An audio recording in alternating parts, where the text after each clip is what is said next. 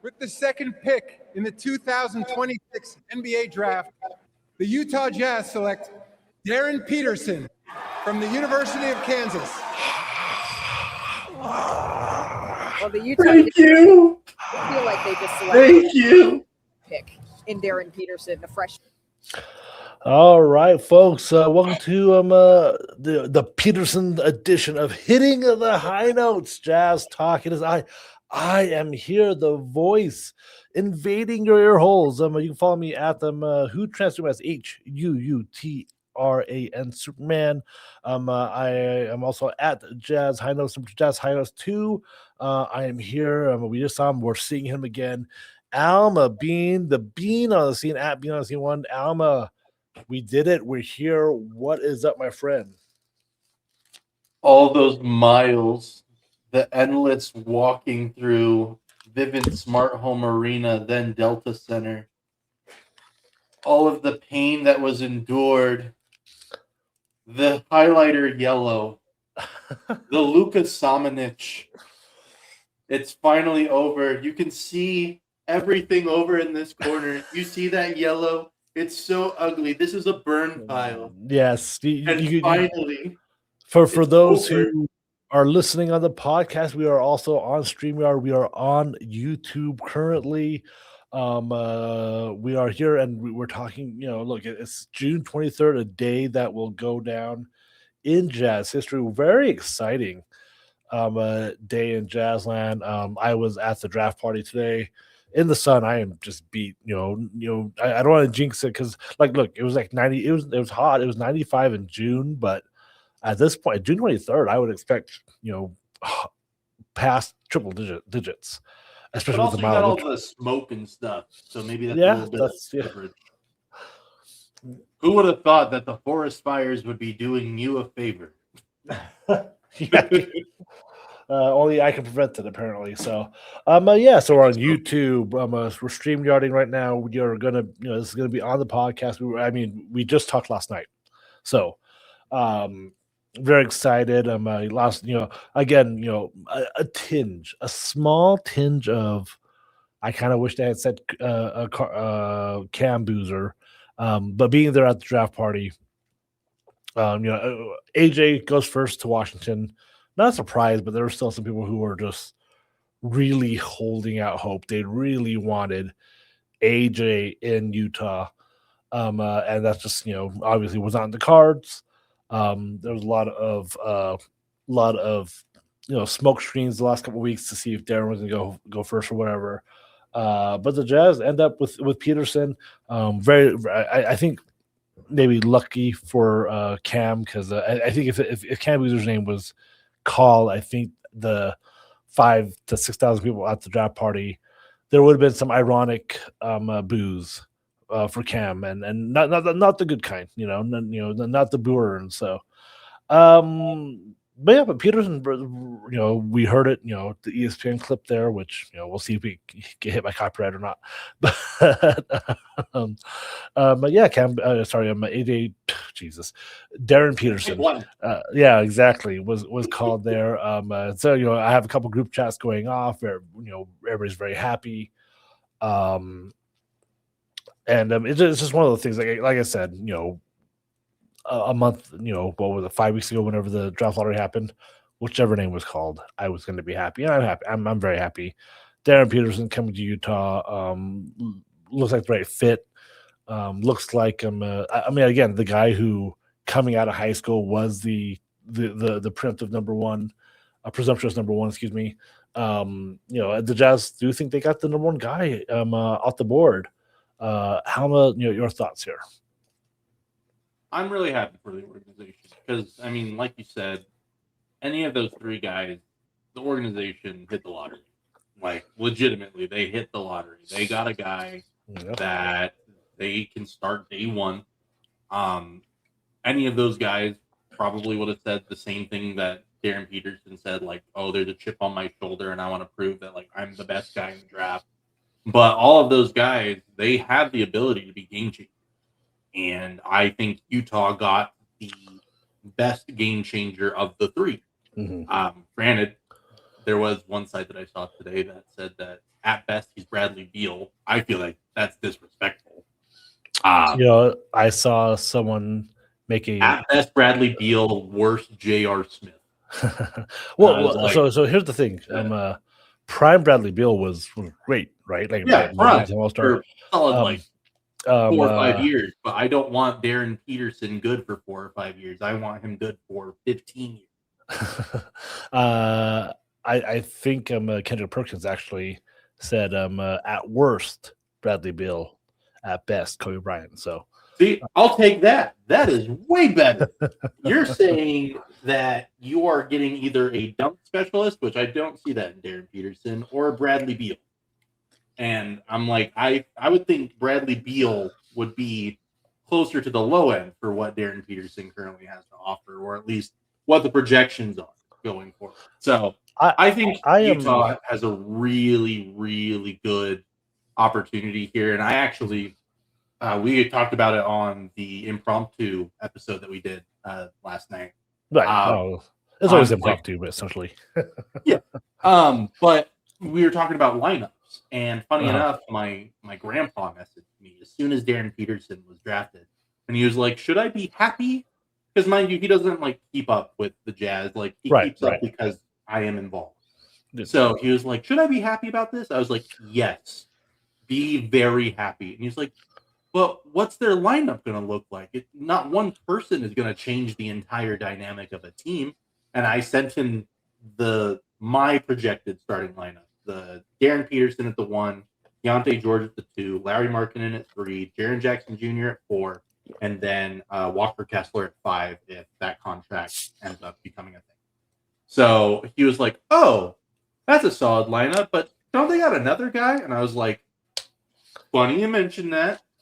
Let's start with that lineup, a group that is going to mesh very well, and then maybe, hey, Ace Bailey's going to start off as a strong sixth man, and then let's see if he maybe overruns Lowry, or maybe there's an injury of some kind. Maybe Ace Bailey then takes that step, and then it's just such a big change to that lineup that it's such a hard discussion to have. Maybe you're not going to be able to put him back on the bench because he just meshes so well with those other 4 guys. But I just kept on telling him, I was like, my thought process is that backcourt is going to be amazing. The basketball IQ is going to be great. And those assists that we are going to see from those guys, beautiful. I was probably going to avoid, but let me throw this on there in honor of the boy we're talking about.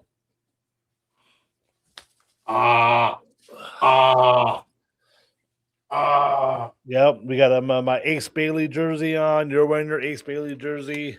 But the thing is, my camera's inverted, so yours looks right, and I got hat you on.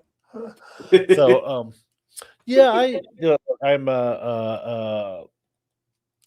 trying not to be wet blanket. We'll do wet blanket stuff next week. Because that is one thing I talked about, why I really wanted to why I kind of was leaning toward Cam Boozer instead. I wanted to find a way for AJ and Ace and Peterson to be able to both start, or in the other version, Boozer and Peter and Ace, but. Yeah, it is what it is. I think I'm Ace.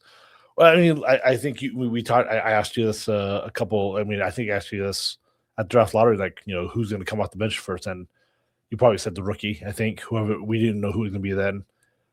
And knowing Will Hardy, seeing what Will Hardy's done, I can kind of see that still. He likes bringing them by slowly, but we have to see the rookie, Peterson start 50 games this year. I don't see. I think that should be the low end. To be honest. Right. No, number 2 pick waiting. Unless you're San Antonio, where you just have so much talent, where you just don't have the ability to put him there. The Jazz have room put him in the starting lineup for a majority of the season. I think so too. And But that's what most of the people are going to be going to Delta Center for. They're going to want to see Darryn Peterson getting 30, 40 minutes a game because he's going to ball out every single time. yeah, the problem is I don't know if Will Hardy is a liar, like Austin Ainge, and I don't know, what happened last year, with how they brought Ace along, and with the way the season went. Ultimately, it's hard for me to tell like what was part of the plan, what did they need to do to kind of hold back some of the guys so they didn't win too many games. Will Hardy came out for like the first like month and a half of the season. Just a lot of times in the season, even when we're like tanking. He talked about how like he said it was his fault that Ace wasn't as far as along as like maybe some of the other rookies. Because Will says that he believes in a slow roll. Didn't For he these say guys. that like he doesn't want to apply the pressure too early or something? Yeah, he came up with a lot of reasons of why he didn't. Ace was kind of having a slow start or wasn't, setting the world on fire like Honka Nipple was, VJ Edgecombe was, Harper, and of course Flag. So again, I don't know what's excuses. I don't know what is what his real philosophy is. Because Ace was a top 5 pick. You would think that they would want to hit the ground running with him last year too. So Peterson at number 2, who they probably could have been number 1. I really do hope that we see at least 50 to I looked it up because like Anthony Edwards is kind of like the mold I have in my mind. Like what they did with Anthony Edwards is kind of what the Jazz should do with Peterson. And Edwards, I think if you can look it up if you want. I think started 52 games out of like 80 in his rookie season. So that's probably and Edwards was a little more raw coming out. But I want to see the trajectory close to Anthony Edwards, right? Because like Anthony Edwards by year 2, you knew he was the guy. You knew he was going to be a force.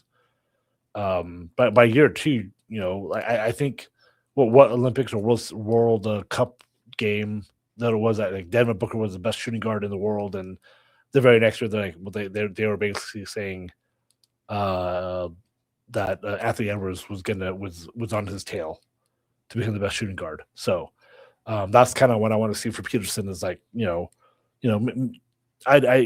I don't want to be very slow in his rookie season. I want Peterson to be able to be in Rookie of the Year talks. I don't think Ace was anywhere close at any point last year. So, which again, is a disappointment to myself. I don't know if that's the wrong choice or right choice. It was just a disappointment to me as a Jazz fan, not seeing Ace get those opportunities like Khan and VJ, Dylan, and Cooper. So it's crazy because I did end up looking up Anthony Edwards' rookie year. Played 72 games, started 55.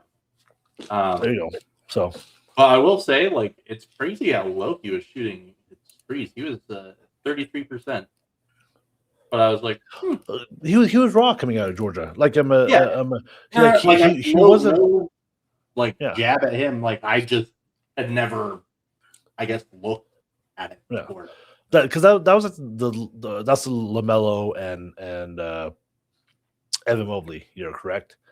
And LaMelo was kind of he was a ball obviously, and so he got a lot of hype. And then it wasn't until maybe, if I remember correctly, a few weeks or a couple weeks before the draft that Anthony Edwards kind of shot up to the number 1 above LaMelo. So Georgia, I believe, is where Anthony Edwards plays. Anyway. So like to me, again, I'm really hoping that we're in the end of June. We have summer league in a couple of weeks, but by October, I really hope that the Jazz are kind of focused because, like, really, like again before the JJJ trade, before Trips trade, Lowry. We had talked about Lowry even in his All-Star year. Was like, doesn't feel like a number 1. Feels like a good number 2 or number 3. I think Lowry could thrive in a Klay Thompson type role. Like he doesn't have to lead the team every night. Like every 10 to 12 games a year, he'll be the guy to have just a hot night, but like really stretch the defense and be the third option. He probably doesn't get another All-Star year, but man, he's still gonna be a bucket and get close to 20 points a game. And he'll win you a lot of games, but he's not going to be the guy. So, I think Lowry's still in that role is good.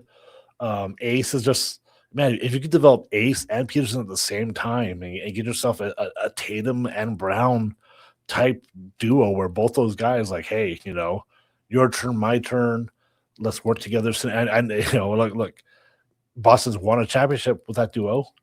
That duo may not be a duo very much longer, but hopefully it works out to where you can get two really great guys, and those are two guys who are top 15 players usually, and you may not have a top 5 player, but having two top 15 players is going to be really tough to beat. I mean, you've said it on this podcast, I want to say probably a good year or two ago, like you don't win a championship unless you have one or two of the best players in the league. The Knicks really screwed that up for me this year, huh? But yeah, I mean, again, that's what I believe. Maybe, look, the NBA has changed. Like this is probably the first time in NBA history we've had 8 different champions in 8 years. A lot of those teams that did win championships had a top 5 guy, but the Knicks, look dominant. The Knicks beat a team that had a top 5 guy, plus 2 other top 25, top 30 guys, and like they just kind of the team of destiny. I don't know what it is. They just dismantled a very good Spurs team. So the Knicks did it, in a very really kind of nice. I know they're a big market team, but they didn't kind of homegrown way. They stole Jalen Brunson, but still, like they got Jalen Brunson at a time when he wasn't near what he is now. Like he was good, he showed that he could be good, but we hadn't had any proof that he was going to be this dominant for over the time period that he's been. They went and got Cat as kind of a reclamation project, a guy that was making a lot of money, that was ceding his spot as a top guy in Minnesota to Anthony Edwards at that point. A guy that people were complaining because he was making a lot of money and was on kind of a one-way player. But now he's looking for another Cat prototype. Those guys just don't come along. Guys who can hit the outside shot, be that tall, and have an offensive bag. Could be out of centers. Like it's a toss up between him and Embiid, who's the second best offensively gifted center in the league, I would say. Yeah. So the Jazz, having 2 top 15, and then you have Trips, who we've seen what he can be. He can be a second banana on a good team. A two-way player. I think they're gonna have to lean on Trips to be the best player for the next year or two, but I wonder if that transition could be smooth enough where the Jazz can lean on Trips, but in the next year and a half even make it Darryn Peterson's, make it Ace Bailey's team, or maybe Keontae George. If Keontae George has another leap in him, I don't, obviously it's probably unlikely, because I mean that first leap was pretty unlikely, but sometimes you hit, sometimes you just keep hitting. So the young guys are kind of where the Jazz are on this 2 timeline thing where they have Trips and Lowry, who are gonna lead them to probably the 6th seed, 5th seed in the West this year, if I had to guess today.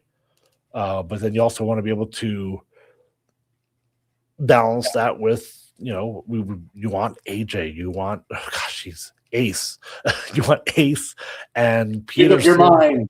I guess, yeah. I don't even know why. Ace and Peterson and Keontae maybe to be the guys that lead Walker to be the team. I mean, if you look at Minnesota after their Julius Randle trade, You know, their team is Anthony Edwards, Naj Reed, Io.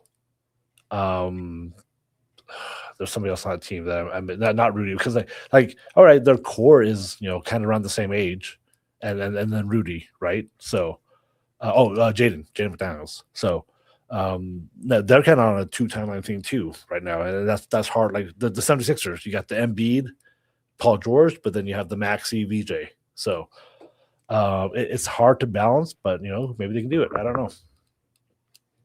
Yeah, it'll be really interesting to see like what they end up coming up with and what sort of schemes we'll see with this team, because it's always been consistently a let the guard or whoever's in the backcourt get right up to the top of the perimeter. Go ahead and have the center decide whether or not he wants to run the pick on the left or the right side, and then they go right in for the roll. Like it is the same offensive game plan for the last 3 or 4 years.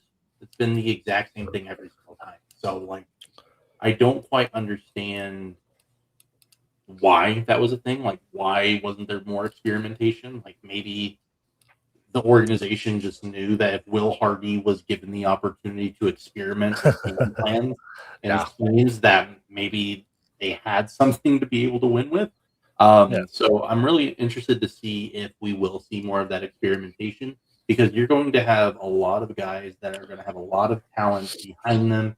And I mean, whether it's Keontae George, Darryn Peterson, Lauri Markkanen, they've shown that they can create on their own. Lauri Markkanen, he's slowly getting there, not as much as Keontae or Peterson, but like Jaren Jackson Jr., he's shown that he can be a bully, or he can be the guy waiting on the wing.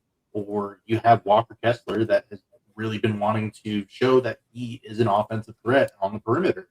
So I'm really interested to see what sort of game plans we're going to see for the individuals, and then what sort of units we're going to see together. Like, are we going to see some lines where maybe we are going to get the lineup that you want with Ace Bailey with the starting lineup? Maybe he's the guy that is that sixth man, and he's getting time with both the first and the second units. I think it'll be really cool to see. And, actually seeing people in Delta Center being excited for good basketball. Yeah. I mean, it's been a minute, and it's funny because it's funny being on YouTube streamer when you say things that I would make a face on a podcast. I was like, oh, people actually see my face, can't hide. And it's also funny because, Walker, we talk about him offensively, and, there's some lineups where, Trips is going to be the center, and I don't love that because then Lowry's a power forward, and, two bigs who are not, super strong at crashing the board. I heard Ben Anderson, say this today. He was, talking about, the lineup of, you can throw Ace at the 3, Darren and Keontae 2-1, Lowry and JJJ. And I was like, that's a lineup that's not going to be out rebounding anybody. So, it's interesting. They're hoping also shots are going in with that line. But you also talk about how we don't know what the Jazz are really capable, because we haven't really seen. We've seen bits and pieces, little bits here and there. In one of the group chats I'm in, I said, look, I've been hard on Will Hardy. I don't think I've been. The thing is that I have no opinion about. I don't know if he's a good coach. I don't know if he's a bad coach, because the evidence that we have is just some real just go out there and mess around a little bit. Don't win some games. He had to find ways to lose games. I assume he's a pretty good coach, but we don't have a lot of proof. So this is the first time we actually get to see Will Hardy. All right, cool. The gloves are off. He's unchained now. Will Hardy gets to now go and try to win games and see if that works. And the dynamic of getting people are probably gonna be yelling at me for complaining about Ace Bailey coming off the bench, but I Dylan Harper shouldn't be coming off the bench. I think that's a bad example of what the Spurs misused Dylan Harper, and I see that happening with the Jazz right now. So.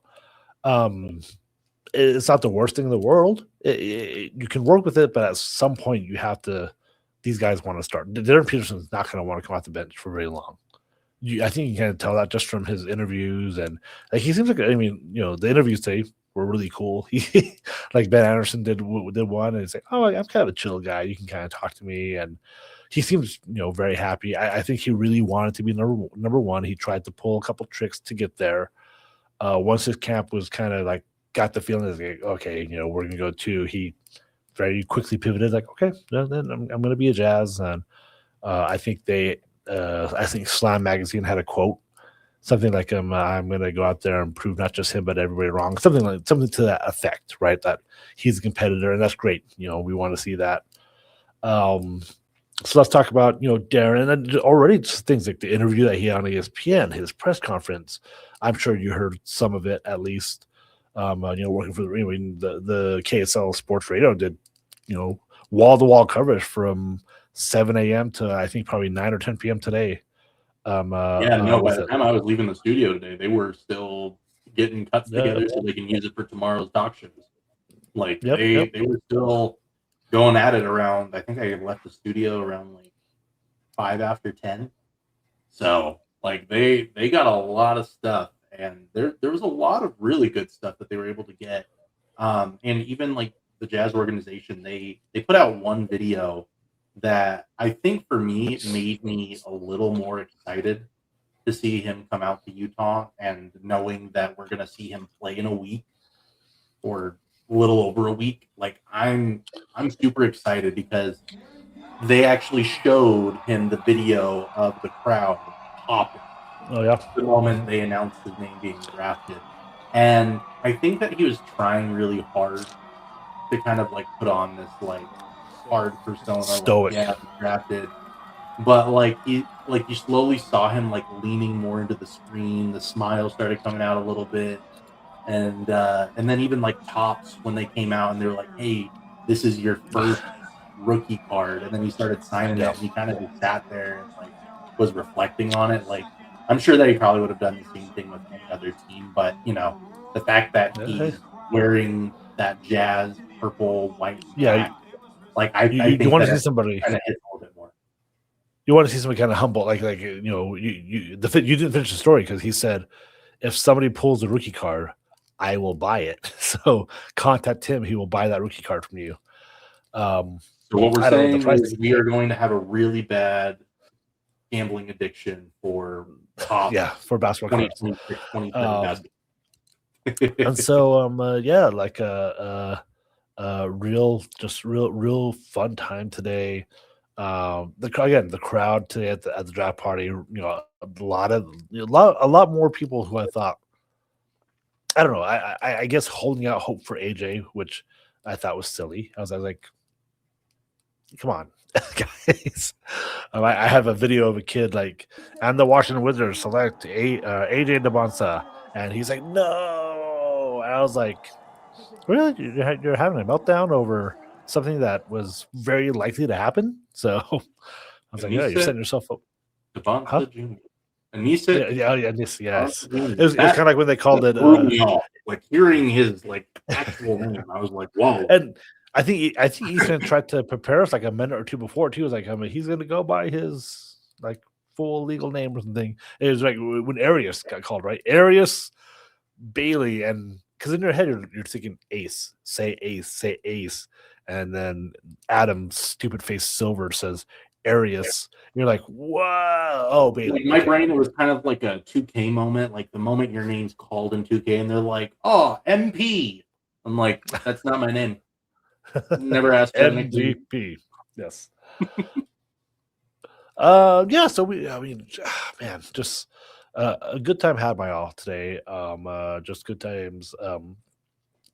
Just being a Jazz fan. Again, it's we talked to people who were alive in 1980 when the Jazz drafted the Golden Griffin #2, and it just these guys were in their like 70s and 80s, and they're talking. One of the things is like, oh, the tank is dead. So I'm like, okay, cool. So they understand. They understood what happened. Our friend Jeff, I don't remember his Twitter handle, but he came out and was like, he was a huge proponent of.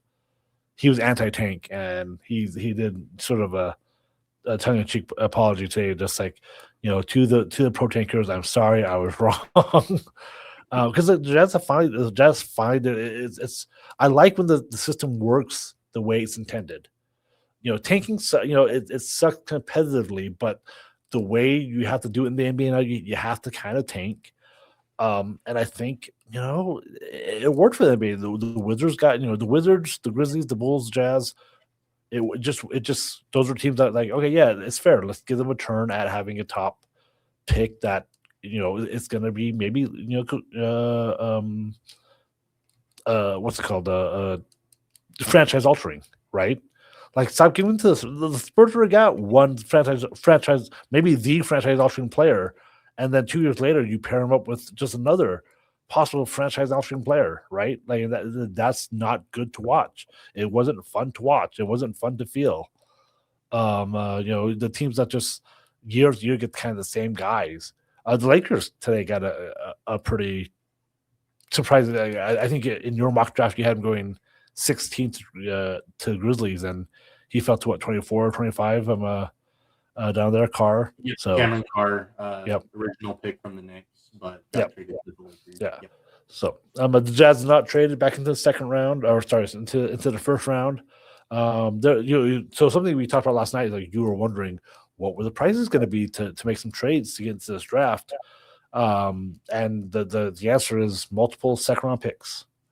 We're learning that second round picks are regaining their value. I Because I mean, hey, we saw trades for like 5 second round picks in last year or two for like one player. Yeah. So, like, we're seeing that the second round, because there's just so much talent, especially in this draft. I think my actually counterpoint to that is that is it second round picks are regaining value, or they defaulted that they're regaining value because now first round picks are, even like swaps and protected first round picks, are now almost untouchable. Like, nobody wants to give up even a protected first round pick because now there's more picks in the pool to have a chance to move up in the lottery.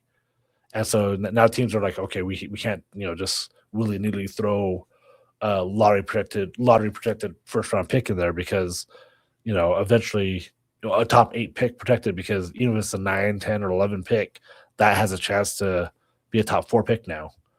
And so I'm fearful that Adam Silver and his stupid face has ruined one of the great seasons for the NBA, the trade season, because teams are going to be a little bit less likely to part with them again, even lightly protected first round picks, because those picks now have a better chance of moving up. So yeah, the second round picks are kind of like the only currency that teams have right now.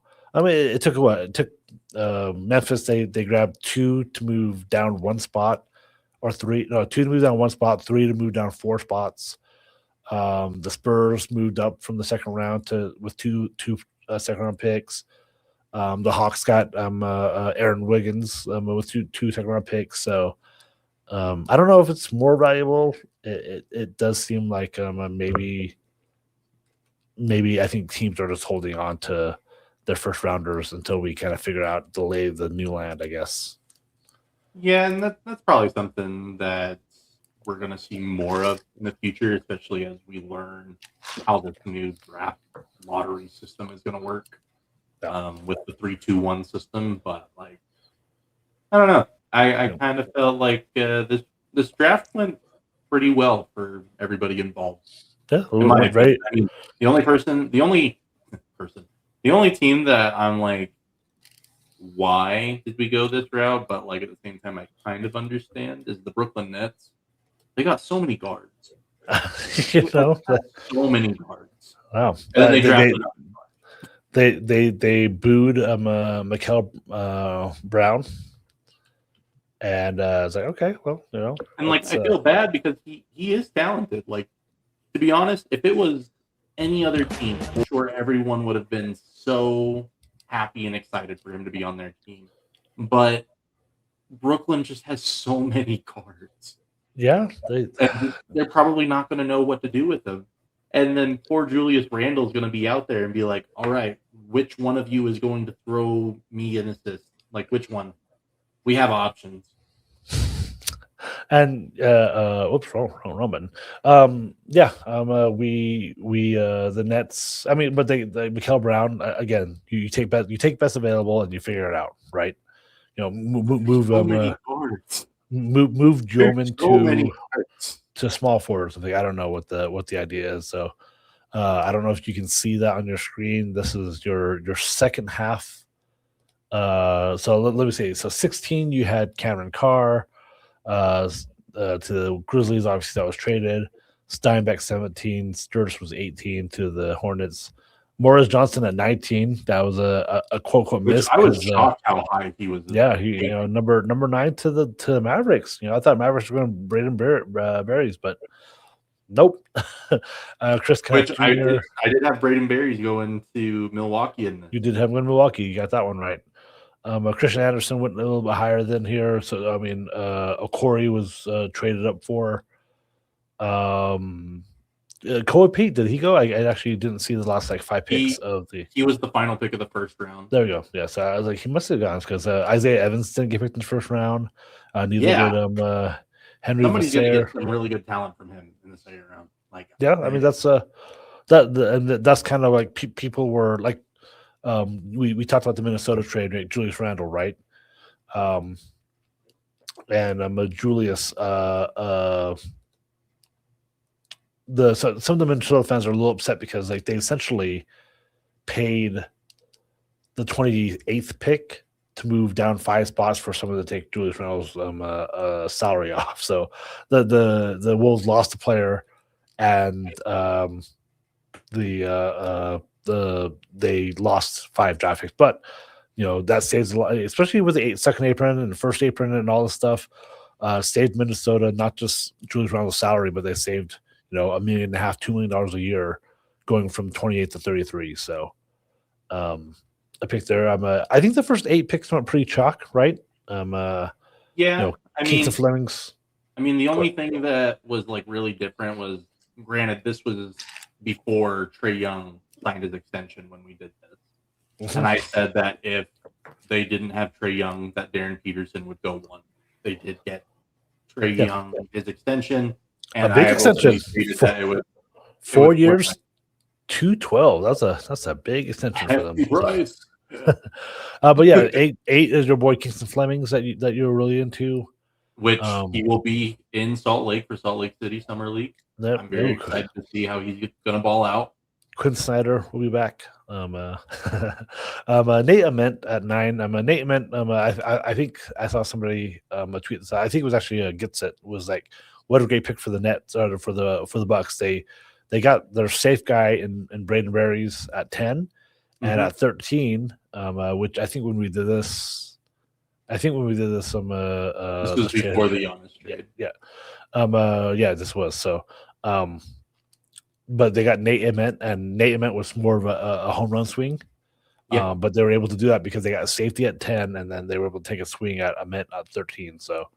My one pick I got right was Yaxel Lindenberg going to the Warriors for exactly kind of the reason I said, was like the older guy, the Warriors kind of want him to come in and be ready to go now, even though he's 20. Yaxel Lindenberg is, I think, 6 months older than Kuminga, so take that for what that's worth. Fillion, who you had going to the Warriors 11, goes up to the Sixers at 20-22, so that's probably a pretty good. I think Tony Jones tweeted out that would be a pretty good pick for the Sixers. Yeah, no. Jaden Quinton to the Spurs. I think that's mostly because of the injury, right? Yeah. Andy Mara, where did he go again? Where did he end up with? He ended up with OKC. That's right. OKC learned the hard way that you're gonna need some big bodies. If you let's get a guy who's 7'4". Yeah. So did they give themselves a little extra help against a Wemby there? So Anyway, pretty. I mean, I know Tussed Up had done some research and was like, oh, it rarely goes chalk, guys. There's always a miss. This one felt like it was going to be so easily chalk for at least the 7 picks. And you forgot to mention on that board, Kareem Lopez. He went to Memphis, so you'll also see him in Salt Lake City Summer League. Oh yeah, so Kareem Lopez. So somebody else that I was pretty high on after watching him play in New Zealand. And I think I think it's interesting how chalky. Like, I mean, you could have made some real money if you really believed. The funny thing is that the people who make money in quotes gambling are the ones that are able to get the long shots, or at least the ones that are longer shots, the non-favorites to hit. And just in this draft, the first 8 picks, just there's no reason. If somebody put money on Morez Johnson Jr., like right. I need you to buy me some lotto tickets. I mean, with the first 8, when Wilson, Wagler, Brown, Acuff, and Fleming. I think. I mean, you had that was your board, and so the first 8 picks seemed pretty chalky. I think Acuff should have gone earlier, but I mean, it is what it is. It's such a Kings pick too. It's like, man, like, because like he's a smaller, he's 6'2", right? So it doesn't have the huge wingspan that you would expect or you would hope in your smaller guards. But I just feel like the Kings got someone who I hope he's better than De'Aaron Fox, I guess I should say. So I feel, I mean, like, honestly, I felt this way, and Art Cummings tweeted it out earlier. It was like, when the Kings were looking at their pick, like, wow, this is kind of where we expected the Jazz to be in that 7-8 range. And the fact look at the that difference of a player. Right, it's just like an extra win here and there, a coin flip actually going the way of the Jazz. It's crazy. It's crazy that the Jazz are here. They shouldn't be, but the Jazz end up with Peterson. That feels pretty good. Where do you think? Have you done any research? Because tomorrow's story for anybody local is probably going to be, where does Richie Saunders end up? So if we're going based off of like who's best available and like what teams are right around the corner, I mean, according to ESPN, they got Richie Saunders as the 7th best option currently available. So if we just go based off of that, and let's say things do go chalk, that means Richie Saunders is going to be a member of Oklahoma City. Ooh, rich get richer, huh? Yeah. So I mean, like, I don't, with the teams that are available, because before you get to OKC, you got the Knicks, you have the Grizzlies, the Nets, which that 2nd round pick was traded to Minnesota, the Kings pick, which was traded to Cleveland, and then the Spurs pick, which was traded to Denver. So I think,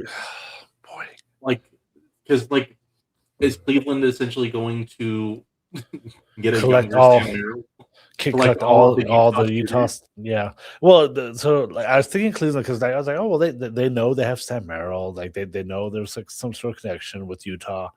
The problem is that the Cavs need their own Yaxel. They need to be ready to win coming up, because like the next year is very important for them. They went and got James Harden, Donovan Mitchell, another contract looming, Evan Mobley. They get to figure out what they have there. They're in the cusp of like, okay, they finally made it to the Eastern Conference Finals and they got swept.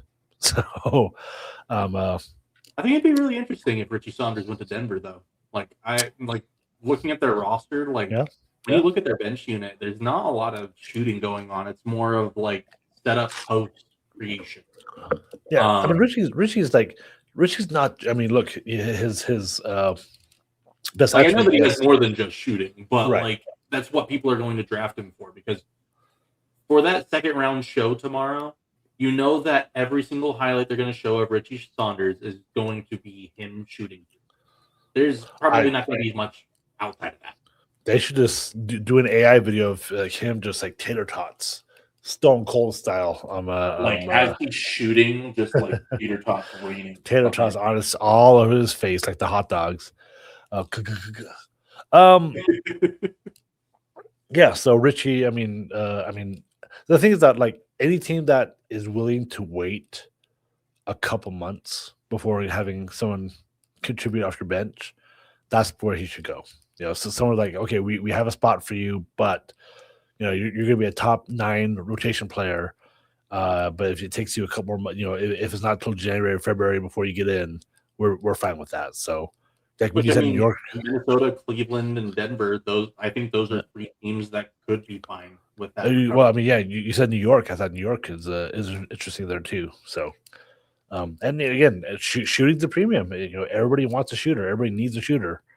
In the NBA right now. So, but I mean, like if he does end up falling past Oklahoma City, you got Chicago, Houston, Boston, Miami. I mean, basically, what I'm hearing you say is that like really almost any team right now could take it. Like there's no perfect fit for Richie because he fits so well. He will fit a lot of teams. He really will. I think that the fan bases for these teams might not recognize what they're getting just because he is injured. They're probably going to whine and be like, "Oh man, why couldn't we get this guy? He can play right away." But like you said, like these teams, they have the ability to take that time, keep their spot available once he is healthy. Maybe have him do some rehab games with the G League. Just because it is a second round pick, like he will have that flexibility. There's not going to be a lot of pressure for him to play quickly and efficiently. So get him his reps with the G League teams, whether it's the Grand Rapids Rush or the Canton Charge for Cleveland or Cleveland Charge. Yep. Yeah. So get him the reps, but I think Richie Saunders is going to be fine wherever he goes.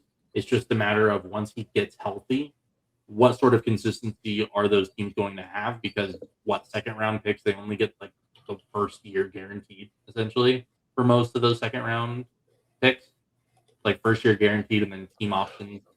I think I think the second round. I mean, they can kind of get anything they want now because they don't have the guaranteed rules like the first round picks do. So.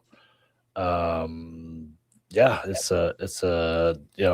kind of a open-ended thing there. Because I hope that he just goes somewhere in the East, so then the Jazz don't have to worry about guarding them because sometimes perimeter defense is not their strongest point with their defense.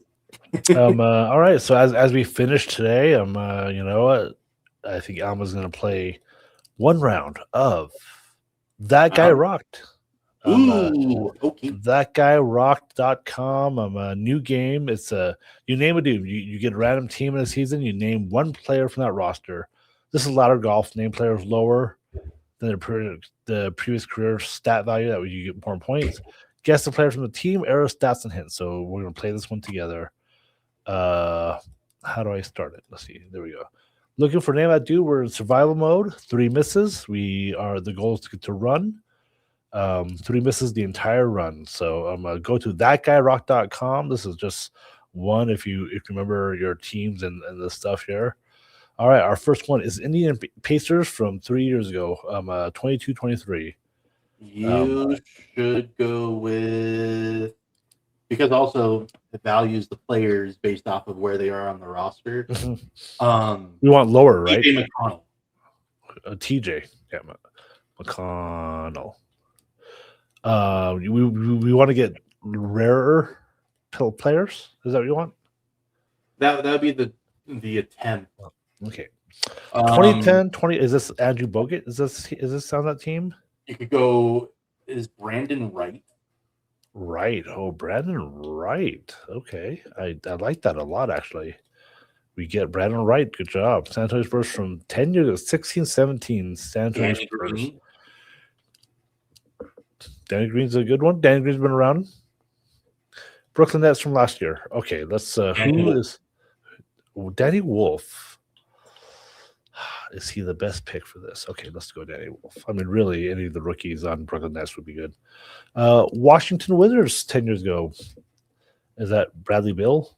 Yes. We were talking about him earlier. There we go. We're with no misses yet. Scores 5. Pelicans. 2 years ago, Pelicans. Oh gosh, what's his name? Give me a second to think. The shooting guard. He played when they were kind of tanking. Are you talking about Etwan Moore? No, I wasn't thinking about more. If you want to use him, I will. But I was going to say Garrett Temple's not on that team. oh gosh, he's not great. And so this is the dude doesn't rock very much. This is a team that I'm not as versed in, so I would just go with Zion, just because how many more times am I going to use Zion? Yeah, that's fair. It's only one team, right? So Portland Trailblazers 12-13. Is this LaMarcus Aldridge, Brandon Roy? LaMarcus is a little bit safer. Let's go there. 18. So 7 wins. No, Larry Markkinen. Okay. 2018 Bulls. 21 Nets. 5 years ago. Is this Ben Simmons? I think this is still Kyrie, Kevin Durant, and James Harden Nets. 21-22, 5 years ago. That team didn't blow up that because 18 was the one that lost to. So maybe you're right. Maybe it's Simmons because 2018 is the one that lost to Giannis, right? I believe so. Oh, he's not on that roster. All right. I mean, this might be the tail end of Harden, Durant, and so Claxton. Claxton's been on the team forever, right? Yeah. There we go. Washington Wizards 03-04. Oh boy. Brendan Haywood. I like that. Brandon Haywood. Los Angeles Lakers 16-17. So Jordan Clarkson. Ugh, why would you ruin my day with that?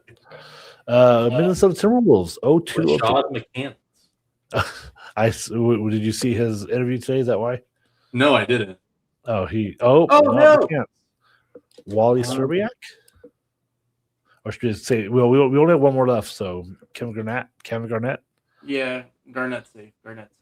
Yeah, I mean, we've missed 2, so we've got to kind of Bucks of last year. Ooh, Bucks of last year. AJ Green. Good job. AJ Green, former Cincinnati Bengals receiver, AJ Green. Jazz. We got finally got a Jazz. 2019-2020 Jazz. This is Ricky Rubio. Forrest. Are you okay taking that chance? Yeah. Okay. You took a chance. He wasn't on that team? And Stanton Kid. Oh my God. Juwan Morgan, Ed Davis, Uncle Ed, Dante, Jerome Brantley, Rajon Tucker. Am I 1 year off? Probably. Uncle Jeff. You know what? Who did I say? Ricky Rubio? It was the year after Ricky Rubio too, so I would have lost on Rubio. So we took a chance. Yeah, the year early. Torres' first year was 2020-21. Correct 13, time 4 minutes. We got a score of 10-77. Anyway, that's the game that thatguyrocked.com. Give us money. So Alma. It's fun. It is fun, because what's that thing that dudes just want to sit around naming random players from whatever. That's competitive aspect behind it. Yeah. All right, Summer League starts on July 4th this year, Saturday, July 4th. I will not be in town. I will be at the Honey Dragon bar, so up in Nampa. But July 4th, probably your first chance. I think they're doing the games early that day. It's a Saturday. July 4th. So you can go up there, do watch the games for a couple hours, and get your fireworks, your barbecue on. So your 4th of July weekends won't be ruined. They'll be enhanced. The tickets are going for $30 a pop too. Yeah. Games, so might as well. Yeah, it's a very such a so speaking of the draft party, Utahns love free stuff. I always say that. Look, I get, you want to switch in a DH gate type jersey that you paid, $8 for to get an authentic, Utah Jazz jersey that costs $180, I believe. These go for retail. That makes sense. You spend, you know, 16 hours in line to do that. There were kids who had got there last night at midnight to wait in line. And with they got in first. They got free summer league tickets, which you said $30 value, free Dippin' Dots, which are $10, and a free swig. So for $50-ish, they waited all You night. sacrificed your whole day for $50. Look, it's the summer. You don't have school.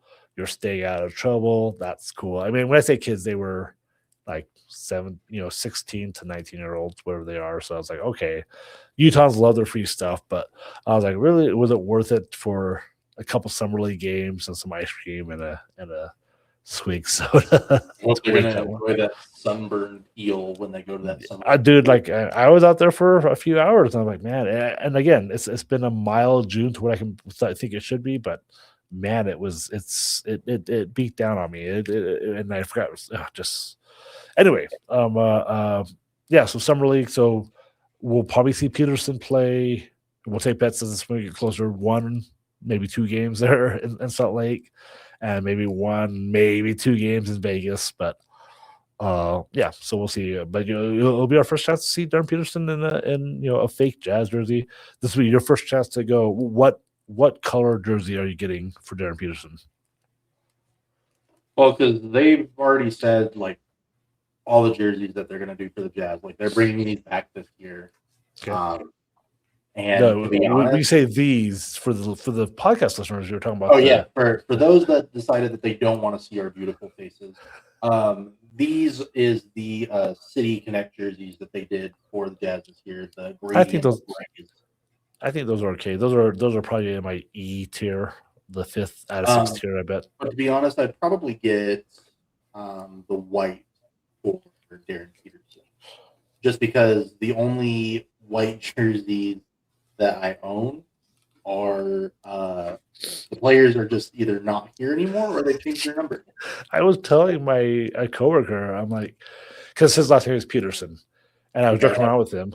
I was like, hey, you can get a jersey with your name on the back.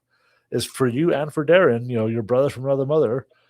And he's like, oh, that's a good point. And that's summer league might be our first chance to go get them, because like last year they had them. I remember because like someone was like, who was going to buy a John Tonje jersey? And I was like, you joked that I was going to be the only one that bought it. I know exactly who would buy it. And so I told that story today to my coworker. I was like, he has just random jerseys of guys to was it Kevin Porter Jr. who was here for a cup of tea that Kevin Martin, that's who it was, Kevin Martin. Kmart's kid. KJ. Yeah, that's who it was. Yeah. KJ Martin. That's right. I was like, it's not Kevin Porter. Who was it? And just hit me. KJ Martin. You were so excited to get that jersey. That one, I think I got Micah Potter for the irony, because I knew that he probably wouldn't stick around. And that would be one where somebody Micah Potter.